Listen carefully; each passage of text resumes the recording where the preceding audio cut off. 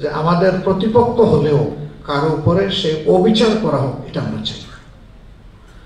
আমরা এও বলেছি যে হাজার হাজার মামলা আমরা করব না, আমরা অতি গুরুত্বপূর্ণ কিছু বিষয় হয়তো বা মামলা করব, কিন্তু একজন নিরপরাধ মানুষকে আমরা মামলার আসামি করব না। 10 জন অপরাধীর সাথে একটা মানুষ যদি নিরপরাধ হয়ে তাকে আসামি করি, তাহলে আল্লাহর আদালতে আমাদেরকে কাঠগড়ায় দাঁড়াতে হবে। বিবেকের কাঠগড়ায় আমরা পরাজিত হয়েছি, আমরা এটি চাই না। এই ব্যাপারে আমরা খুবই সতর্ক। আমাদের সম্পদ যারা লুণ্ঠন করেছে তাদের দোকানে ঢুকে আমাদের কর্মীরা একটা মেসের খাটের উপরে হাত দেয়। আমরা বলেছি চাঁদাবাজি আমাদের কাজ না, আমরা বলেছি ঘুষ বাণিজ্য আমাদের কাজ না, মামলা বাণিজ্য আমাদের কাজ না, এখানে সেখানে দখলদারি আমাদের কাজ না। অতীতে সরকার এটা করেছে বলে মানুষ তাদের উপরে খেপে গিয়ে আজকে এই পরিণতি হয়েছে। সেই কাজ যারা করবে ভবিষ্যতে একই রাস্তা তাদেরকে ধরতে হবে। এ কাজ আমরা করব না। আমি আমার দেশকে ভালোবাসলে আমি চাঁদাবাজি করি কিভাবে, আমি দখলদারি করবো কিভাবে, এটা তো আমার পক্ষে সম্ভব না। এই শিক্ষা আমরা আমাদের কর্মীদেরকে দিই না। আলহামদুলিল্লাহ 2-1টা ব্যতিক্রম থাকলে থাকতেও পারে, কিন্তু আপামর জনগণ, প্রশাসনের লোকজন সবাই মিলে সাক্ষী দেয় যে আপনাদের কর্মীরা এই কাজে সম্পৃক্ত। আমরা এই সমাজে বৈষম্য দেখতে চাই না। আমরা চাই সমাজের সর্বস্তরে ন্যায় বিচার প্রতিষ্ঠিত। তাহলে কোনো মানুষকে তার অধিকারের জন্য আর আন্দোলন এবং লড়াই করতে হবে না।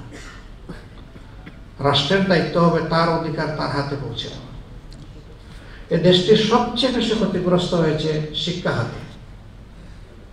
আমাদের শিক্ষার কোনো মান নাই, না নৈতিক মান না জাগতিক মান, কোনোটাই নেই। আর হবে কেমনে বলেন?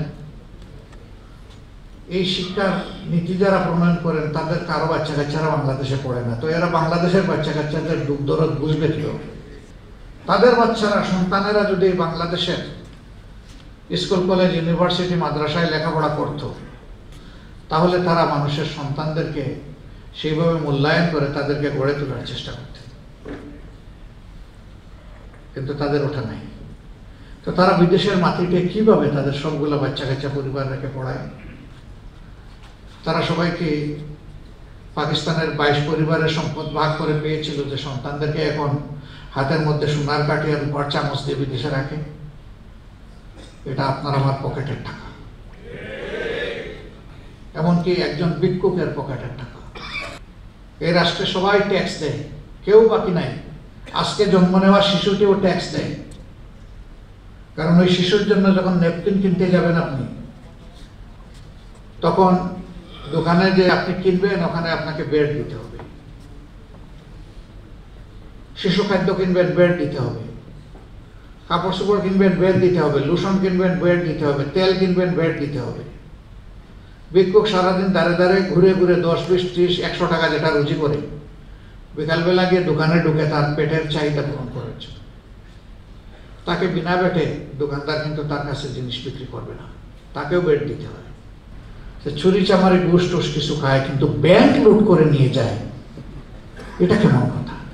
ব্যাংকে তো আরেকটা জিনিস জেনে রাখবেন, ব্যাংকে কিন্তু ধনীদের টাকা থাকে না, ব্যাংকে থাকে গরিবের টাকা।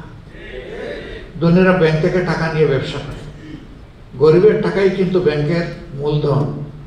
তাদের টাকায় বেগমপাড়া গড়ে ওঠে, তাদের টাকায় দুনিয়ার বহু দেশে বড় বড় হোটেল, ইন্ডাস্ট্রি, মিউজিয়াম গড়ে উঠেছে। কিন্তু গরিবের যাওয়ার কোনো জায়গা নাই, ঘুরে ফিরে জায়গা তার বাংলাদেশ।